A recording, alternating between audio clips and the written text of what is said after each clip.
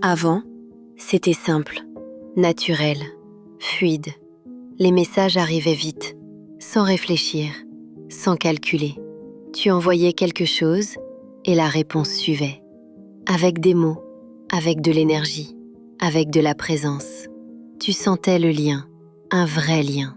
Quelque chose de vivant, de spontané et surtout de sincère. Il y avait des tu me manques, des t'es où, des raconte-moi ta journée, des petits riens qui faisaient beaucoup. Et puis, sans prévenir, quelque chose change. Pas d'un coup, pas brutalement. Non, doucement, presque discrètement. Les messages deviennent plus courts, plus secs, plus rapides, mais vides. Il n'y a plus de profondeur, plus de chaleur, plus de vraie présence. Juste des réponses, fonctionnelles.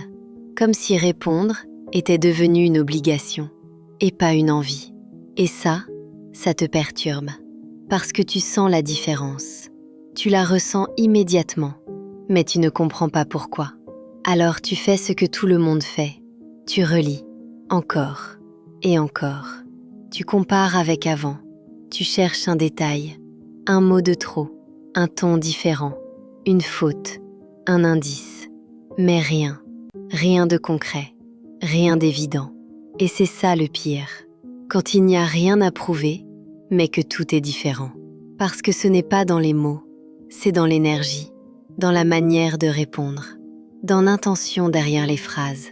Et ton cœur, lui, il le ressent. Avant, tu lisais un message et tu souriais. Aujourd'hui, tu lis et tu réfléchis. Pourquoi c'est froid? Pourquoi c'est court? Pourquoi il, elle, ne relance plus? Pourquoi je dois porter la conversation? Et petit à petit, tu t'adaptes. Tu fais plus d'efforts. Tu envoies plus de messages. Tu essaies de recréer ce lien. Tu relances. Tu proposes. Tu donnes. Encore et encore. Mais en face, ça ne suit plus. Et ça fatigue.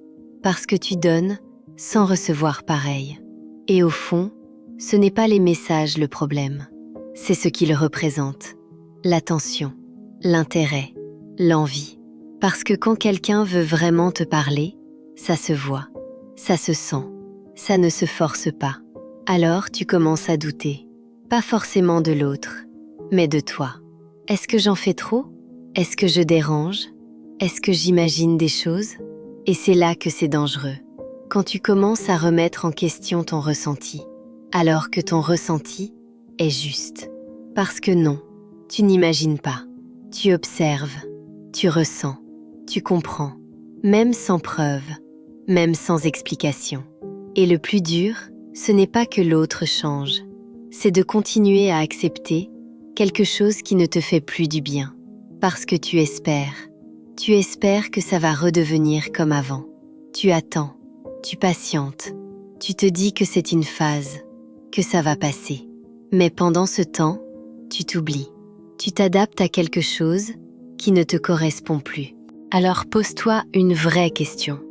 Pas pourquoi il, elle a changé, mais pourquoi moi, je reste dans quelque chose qui me fait douter.